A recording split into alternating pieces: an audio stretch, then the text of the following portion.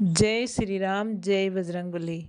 तो दोस्तों, कभी कभी ऐसा होता है कि हमारे जीवन में सुख नहीं आ पाता है, पैसे नहीं आ पाते हैं, बहुत सारे कमाते हैं लेकिन फिर वो रुकते नहीं है। किसी की शादी हो गई तो उसका दाम्पत्य जीवन, वैवाहिक जीवन सुखी नहीं है, किसी के बच्चे सही नहीं है, किसी न किसी तरह की मतलब प्रॉब्लम आ ही रही है और वो खूब सारे पूजा पाठ करते हैं। तो ये दो तरीके से होते हैं। एक तो हमारे क्या होता है कि पूर्व जन्म कि पिछले हमारे कर्म क्या थे, हमने पिछले जन्म में जो कर्म किए उन्हीं का फल हमें भोगना पड़ता है। और कुछ होता है कि इस जन्म के कर्म, इस जन्म के हम कैसे कर्म कर रहे हैं तो वो हमें भोगना पड़ रहा है।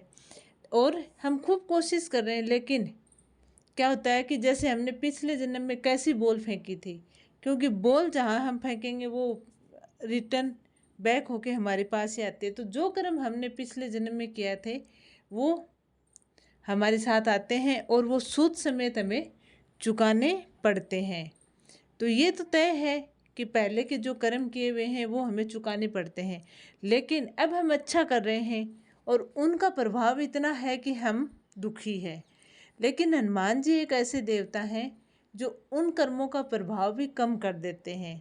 अगर आप विश्वास के साथ, श्रद्धा के साथ हनुमान जी की भक्ति करते हो, हनुमान जी की पूजा पाठ करते हो, हनुमान जी की आराधना करते हो, तो हनुमान जी एक ऐसे देवता हैं जो उन कर्मों का प्रभाव कम कर देते हैं।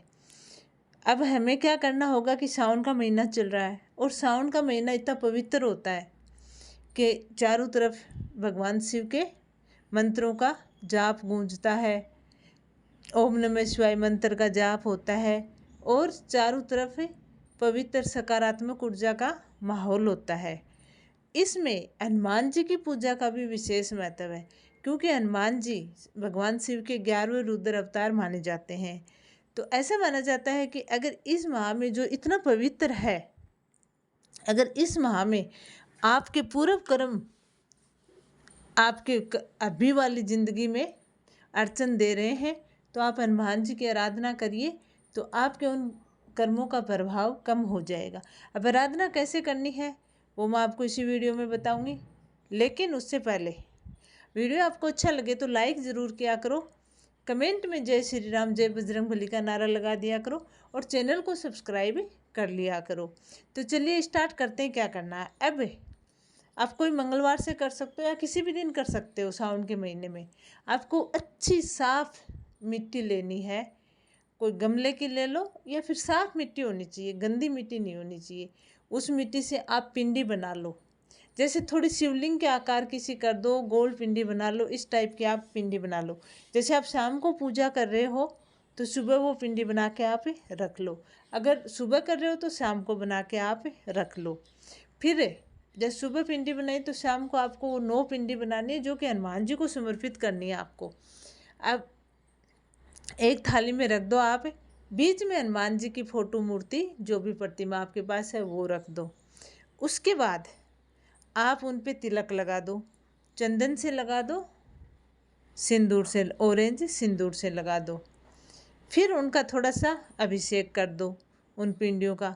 तो पहले उनको क्या है कि शुद्ध गाय का घी थोड़ा सा, जो उस घी से अभिषेक कर दो, उसके बाद पानी से कर दो, दही से कर दो, और कोई चीज़ें हैं आप कर सकते हो, उनसे कर सकते हो। उसके बाद वापिस आपको पानी से थोड़ा सा अभिषेक करना क्योंकि उनको शुद्ध करनी है। अब आपको क्या करना, उन पे फूल चढ़ाने हैं, चावल चढ़ाने, साबुत चढ़ाने हैं और तुलसी पत्ता चढ़ाना है जो कि साबुत होना चाहिए। इस हिसाब से आप वो चढ़ा दो उनकी। घी का दीपक जला दो और वहाँ पे आप भले फ़ोन में बैठो, चला के बैठो या फिर स्पीकर कैसे भी हो, पहले आप 7 बार हनुमान चालीसा का पाठ चलाओ वहाँ पे, और जब वो पाठ चल रहा हो तो आप अपनी मनोकामना बार बार हनुमान जी को बोलते रहो कि हे पवन पुत्र हनुमान, ए संकट मोचन, ए अंजनी के लाल, मेरी ये मनोकामना है आप पूर्ण करो। ऐसे आप उसको रिपीट करते रहो और हनुमान जी का ध्यान लगा के बैठे रहो। फिर आप बजरंग बाण का पाठ करना है, वहीं स्पीकर में चला दो। आप उस टाइम चुपचाप आंख बंद करके बैठे रहो और हनुमान जी का ध्यान करते रहो। हनुमान हनुमान अष्टक का पाठ चला दो 7 बार। इतना सब करने के बाद अब आपको क्या करना है, उनको सबको प्रसाद चढ़ाना। प्रसाद में आप कुछ भी चढ़ा सकते हो, हनुमान जी के भी चढ़ाना, उनको भी चढ़ाना। उनको उसके तो आप पंचामृत चढ़ा दो बना के। फिर आप वहीं बैठे बैठे 108 बार राम नाम का जाप कर लो और ओम हन हनुमत नमः पाठ का 108 बार जाप कर लो।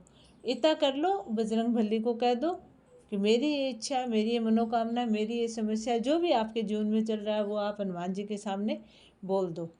अब जैसे आपने सुबह वो जहाँ पे आपने पिंडी रखी है वो थाली वहीं पे रख दो, हनुमान जी की फ़ोटो को भी वहीं रहने दो। जैसे आपने सुबह पूजा की है तो शाम तक वो वहीं पड़ी रहने दो, अगर शाम को की है तो सुबह तक वहीं पड़ी रहने दो।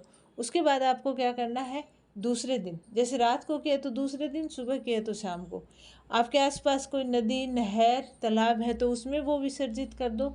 अगर नहीं है तो साफ मिट्टी हो और अच्छा सा पेड़ हो, पीपल का हो, बरगद का हो, तो वहाँ पे वो आप विसर्जित कर सकते हो। तो ये आप कर लेना तो आपकी मनोकामना तुरंत पूरी होगी, हनुमान जी आपकी तुरंत सुनेंगे। ये सावन का महा उपाय है और आप इसको आजमा के ज़रूर देखना। अगर आपके साथ प्रॉब्लम चल रही है फिर आप बताना कि पूरी हुई या नहीं हुई, लेकिन श्रद्धा और विश्वास आपका होना चाहिए बजरंगबली के प्रति। तो ये था आज का वीडियो, कैसे लगा कमेंट में ज़रूर बता देना। वीडियो को लाइक कर देना, चैनल को सब्सक्राइब कर लेना। जय बजरंगबली, जय श्री राम।